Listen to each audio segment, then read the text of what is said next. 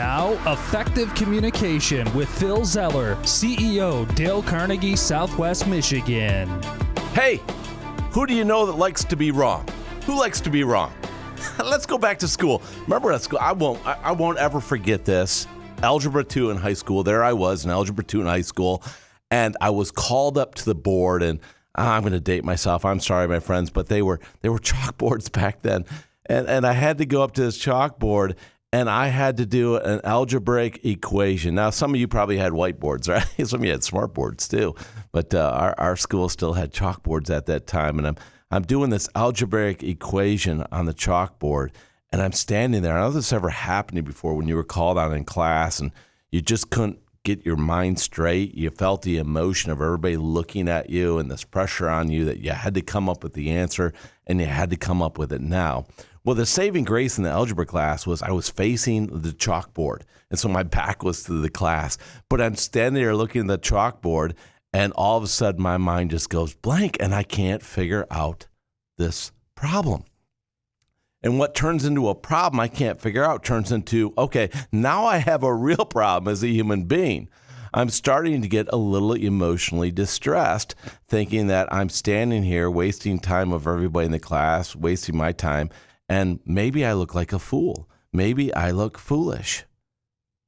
And I'm standing there in front of that class, all of a sudden more concerned about emotionally, how do I feel and what do people think of me, because I am not able to work on this problem right now. Now, I don't know if you've ever been there before, but in that moment, there was no value coming out the back end of that. And if you've been in that situation before, you just wanted to get out of the situation. You just want to get out of it.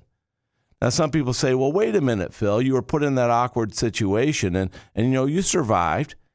Yeah, but the goal was that I would solve the problem. I didn't solve the problem. I stood up there and did basically nothing until the teacher excused me for not being able to solve the problem. Of course, some other kids snicker. They make some jokes that I didn't solve the problem. But how did that impact me as a human being? Did it inspire me to want to go up and do the next problem at the chalkboard? Did it really? Now, some of you say, well, it did for me. Well, good for you. Guess what? I'm sorry, you're in the minority. The majority of people in human behavior would say, no, I just want to get through this. I want to get my grade. I want to get out of here. Now, that's the majority of people. Now, some people took it as a challenge and, stepped up and went on and became mathematicians, right? A very small percentile. But more importantly, what about the percentile that dropped out of school? What about the percentile that said, I don't like school? And I didn't like school because, I was made fun of. Ever heard that from anybody?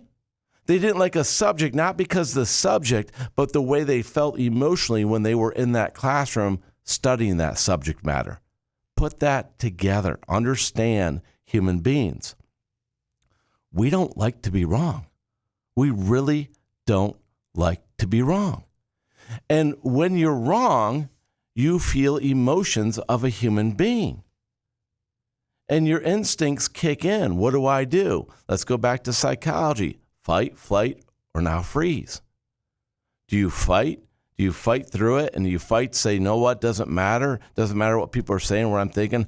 I'm gonna conquer this, and I'm gonna make this victory mine, and I'm gonna do it right now.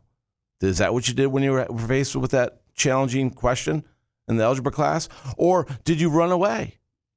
Run away. Did you run away? Did you just want to escape and get out of there? Or did you stand there and freeze and not know what to do? Got to understand that people don't want to be wrong.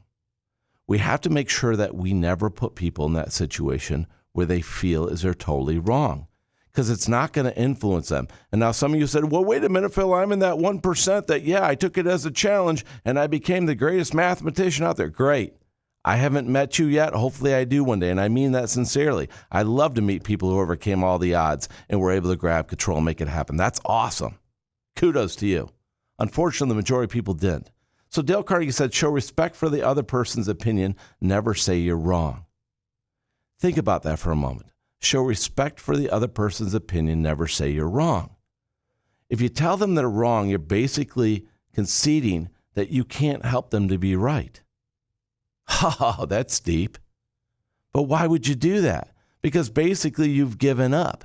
You've given up the argument that you can't persuade them, so you tell them they're wrong to think that, oh, okay, now what are they going to do? They just want to get away from you. Thus, any wisdom that you would have had just fell on deaf ears. They didn't take it to heart. So my challenge to you, if you really want to make a positive impact and influence other people, stop telling people they're wrong, show respect for their opinion, and give them a reason to be right that coincides with the wisdom that life has taught you, and we'll all be better off for it. Now go make it happen.